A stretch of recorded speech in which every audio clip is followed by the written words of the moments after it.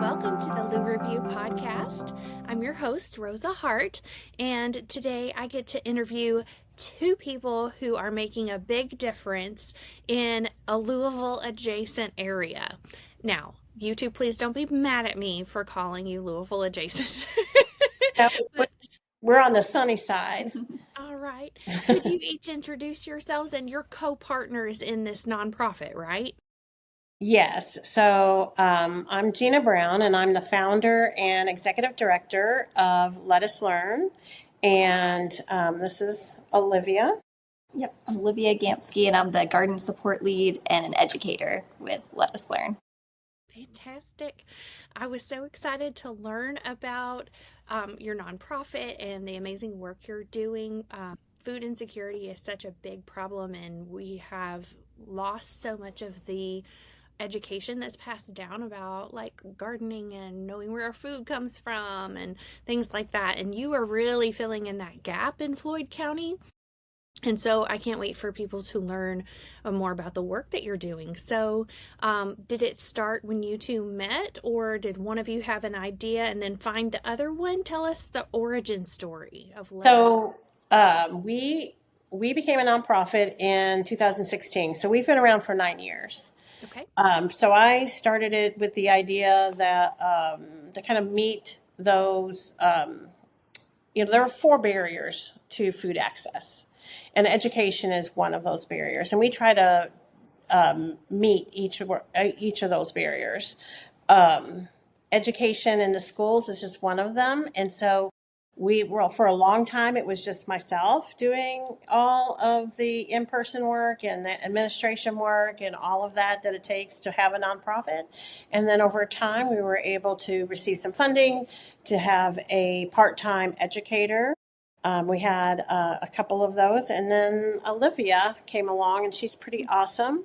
And she can tell you a little bit about herself. But that's how we came together. We hired her, and has stuck with us. So Yep, almost a year now, I'm pretty sure. Okay. yeah, That's how long I've yeah. been And Olivia, what do you do specifically with Let Us Learn? You said you're a garden lead. here. Yes, so we have 7 gardens at schools and one at a church right now that we use to educate. So we do in-school and after-school programs with kids in the gardens at their school gardens. And then we also use that food from those gardens to give away at veggie rescues, which happen every Saturday currently. So we harvest and give that away for free to anyone who comes and needs some food. That's great. Yeah. And So are I'm any sorry. of are any of the school garden foods like used in the cafeteria ever, or is it all given away It's outside of the school? that's a goal of ours. So our goal to begin with those gardens were that they would be community gardens to serve each of those schools. We don't really produce enough for them to go all into the cafeteria. However, what those gardens provide is they help subsidize our veggie rescue program, which is our gleaning program. And all of those gardens are productive gardens. So over the last 2 years, we've been able to give out over 10,000 pounds of fresh local produce. A lot of that has come from those gardens. So the families, but when their kids are in the gardens, they get to take home anything that they harvest. When we have families who volunteer for us, we've got about 70 folks who over the last couple of years have volunteered at least an hour. Those families get to take home the produce. And so, our big overarching goal is really to help provide nutritious food for our community. And we're unique because we don't have a pantry. So we have fresh local produce. And so that's a little bit, I think, unique as far as other, food access programs. Yeah, because it functions more similarly to a co-op, wouldn't you say? Yeah, similar. It's similar. We have done meal prep classes. Everything is free.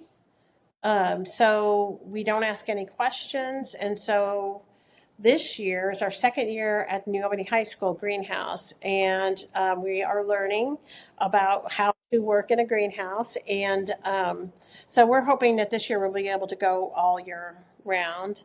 In fact, we're working with a local farmer, and she is going to help provide us produce after August. And one goal that we do have for this year is to have a second veggie rescue to happen through the week when parents are coming to the high school and to the middle school, so they could just pick up produce as they're picking up their kids from school. That's great. Yeah, yeah, I remember the food pickups during the lockdowns at the school. So it'd be like that, only fresh. yeah, Not yeah. frozen. And I am concerned about our community upcoming. I don't think that SNAP benefits have been cut yet, but they will be cut in the next few months. They've already cut programs that work with us. We've lost grants due to those cuts. That's what I was going to ask. Yeah, yeah. Medicaid cuts are going to affect. So we really are hoping we can serve as, um, you know, uh, that kind of gap. Because everybody. I mean, emergency food is great. You got to get food in bellies. Shelf stable food is really important for folks, but it's also important to have fresh local produce, I think. And, we also teach people what to do with that produce too. So, Like you mentioned, the cooking classes or meal prep classes. Is that something Chef Danielle helps you with? she does, actually. She does. She is always there for when, we've known each other for over 20 years now. I don't want to say exactly because then you'll know how old we are. But but we've known each other a very long time. And she, and along with other Chef Katie Payne, um, will, it's nice to have chef friends. Let's just put it that way. It's nice to have chef friends.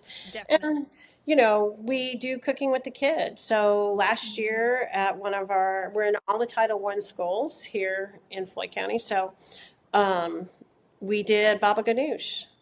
So we're introducing, different vegetables, different flavors to the kids, and we usually just ask them, is it thumbs up, thumbs down, and we got about half of the kids who gave us thumbs up. A couple of them were sideways thumbs and a couple of thumbs down, but that's okay, So now they can say that they've tried eggplant, Right. they've tried tahini. Um, we actually in our greenhouse this last year we were able to grow papaya. Really? Yes. That's more tropical, isn't it? Well, that greenhouse is tropical, Oh, so same here. it's pretty big. It's attached to a classroom that we work with at New Albany High School, and it gets pretty tropical. It's got a lot of humidity in there, and it gets this year when it was really super hot, it got over 104 degrees. But we bought just the papaya just to have fun. My husband and I did, and last year we noticed it had a papaya on it, and it was perfect. We had a summer camp this year for elementary students, and we got to cut it open. They tried papaya for the first time. That was exciting. We also grew pineapple. We got to cut that. Yeah, we had that camp. We've harvested some citrus fruits. Um, we've got ginger growing now, and students helped plant that. We've got just about everything that you can think of, but those were the exciting things and new things for them to have. So when they're in the grocery store with their families, they can tell their parents that they have tried that and they like it. Yeah. That takes a lot of anxiety out of it for the parents who are like, I don't know if I want to spend money on that if you're not going to eat it. Absolutely. And that's our goal. So pre-COVID, we had lots of little cooking classes for the kids. And one of them was an after school class that we had. And actually, I brought in quinoa Yeah. because you can get quinoa at Aldi's, you can get quinoa at Walmart now. So it's available. It used to be something that was difficult to get a hold of. And one of the moms said, I always wanted to try this, but I wasn't sure if her son would eat it. And she's on a fixed income. and received SNAP benefits and Medicaid. And so her son loved it, and they're still eating it. It's something that they continue to have. And that was actually, he's one of the kiddos that was in one of her first classes, and now he is at the middle school, soon to be high school. So that, is our part of our goal. That is amazing. Mhm. And then, Olivia, what was your experience gardening before joining Let Us Learn? Oh, well, most of my experience gardening has honestly been since I've been here. I've had like a little here and there. I worked actually with the Food Literacy Project. I don't know if you've heard of them at all, but they're in Louisville. They're amazing and do great work. They work more with middle to high school age students and connecting them to food and the land. But I did an internship there, which is where I did most of my gardening before I got here. Um, we grew potatoes and broccoli and okra and everything. And then, yeah, most of it's been really hands on since I've got here.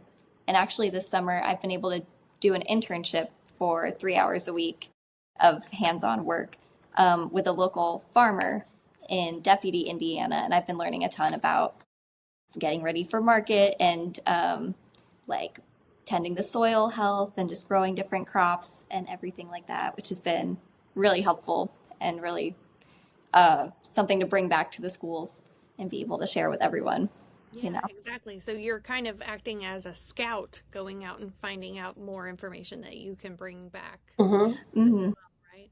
That's so cool. And Yeah. now, Gina, how did you come to start this? What is the backstory here as far as do you have like a history as a farmer or what were you doing before this? Well, I've always been in food, and I always had a garden. Um, but actually, I started doing some volunteering in the community. So I started doing the Cooking Matters classes with Dare to Care.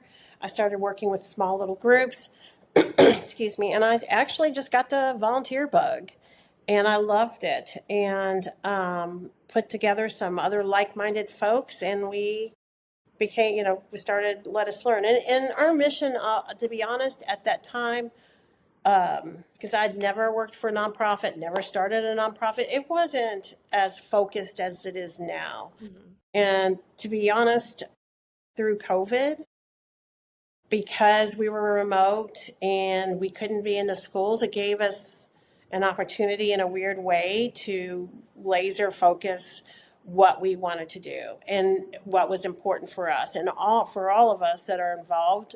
The biggest thing is helping feed our community, and how we can do that better. So everything that we do, whether we receive a lot of nice grants and a lot of support from local foundations. One of them gave us, Floyd Memorial Foundation, they gave us $15,000 to do the Breaking Bread and Barriers class.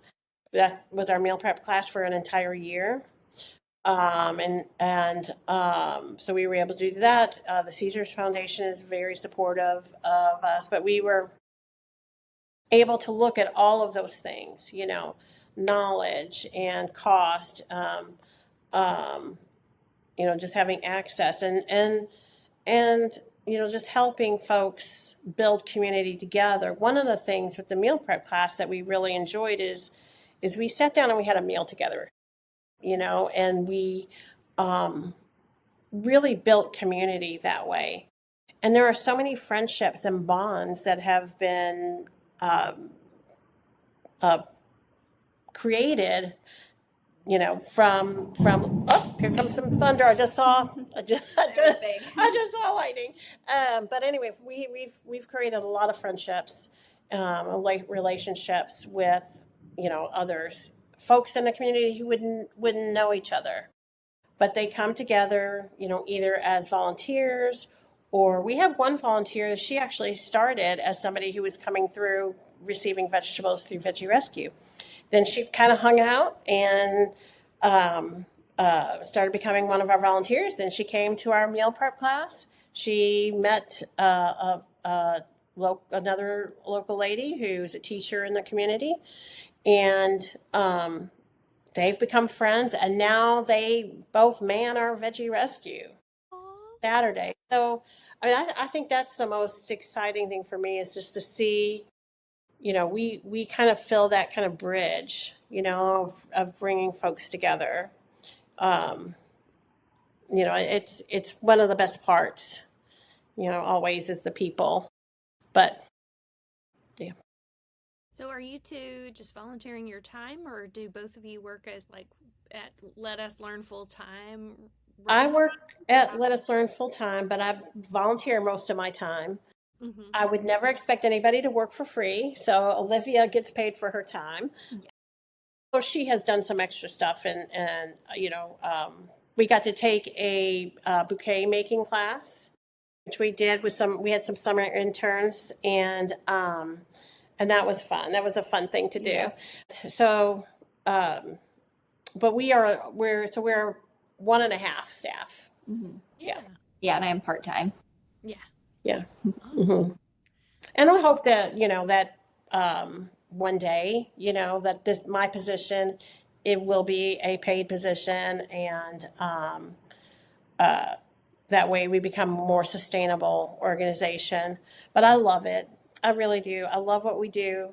It's fun. I enjoy seeing the kids find something that they weren't sure about. I enjoy talking to everybody who's in line. We get anywhere from 30 to 50 people in line at Veggie Rescue. So, and I would say, given that COVID was a little tricky that year, we didn't do a whole lot of Veggie Rescue that year in 2020. But I would say we've probably given over 60,000 pounds of produce in the last 9 years. And those relationships that we build with farmers and, just folks in the community, it really, I really enjoy it. So, Well, it's really important. I mean, if we don't have nutritional building blocks, then how are we supposed to be healthy, right? So it's so right. foundational, and the education that you're doing with the younger people as well as, adults like that didn't grow up with this, like Mhm. it's so important. And so if there are people who want to get involved and volunteer, where can they go to sign up to help with Um, I don't know if you can put a link up or add in the that show to notes? Yeah, your I'll put a show notes. They can get in touch with us through our website, or you could, add my email. That's perfectly fine. We are right now, we are in 7 schools, um, all in Floyd County, and that's really just basically because we don't have the capacity to really go any further. But people have contacted us before because I love, especially our after school program and our in Mhm. school programming. I'm happy to help facilitate if they wanted to start something like that in their school. I'm working with a group in the next, hopefully by the end of the year or beginning of next year, we will have a little template on how to do what we do in schools that will be available to folks for a small donation. Um, but yeah, come work. It's fun. It's fun. I mean, where else can you go and come volunteer for a few hours and go home with a couple of tomatoes? I mean, that just, and then make friendships. Yeah, exactly. And so your website is letuslearnkyinc.org, Yes, and your email would be, what is it again? it's G Brown at letuslearnkyinc.org. But you're in Floyd County, Indiana, right? Yes. So what's the KY for? Well, we had someone who was partnering with me when we first started, and she was in Kentucky. Okay. Thought we would be both, and so it doesn't. But we love y'all. We love Yeah. Kentucky. Y'all Yeah. have great stuff. Yeah, I love Indiana. I come over to Indiana to eat. I'm I've been going over there to sing too. Oh, here's something ironic. I do some cross pollinating and let people know that the Pride of Kentucky chorus that my daughter and I sang the national anthem with them at the Louisville City football game hmm the other day. Um, they rehearse in Jeffersonville, Indiana. Oh, Wow. nice. I was like, This is so ironic. It's the pride of Kentucky in Indiana. But you go where you need to go, right? Yeah. Um, so I hear you. There's a lot of connections between Kentucky and Mhm. Indiana. That's why we call it Kentuckiana here. That's Louisville, right. Kentucky, Yeah. exists on one side of the river, and then New Albany and Jeffersonville and Clarksville, Indiana are all like right Mhm. across the river. So we do a lot of back and forth, and a lot of, if you're not from this area and you're listening to this, that's why there's a lot of crossover, literally. That's why I have so many bridges to cross. Well, and we're so close. There are areas in actually in Louisville that I'm closer to because I live on that side of New Albany than I am where we're sitting now. Mhm. So, we don't mind. We don't mind. We love you. We Exactly. love y'all.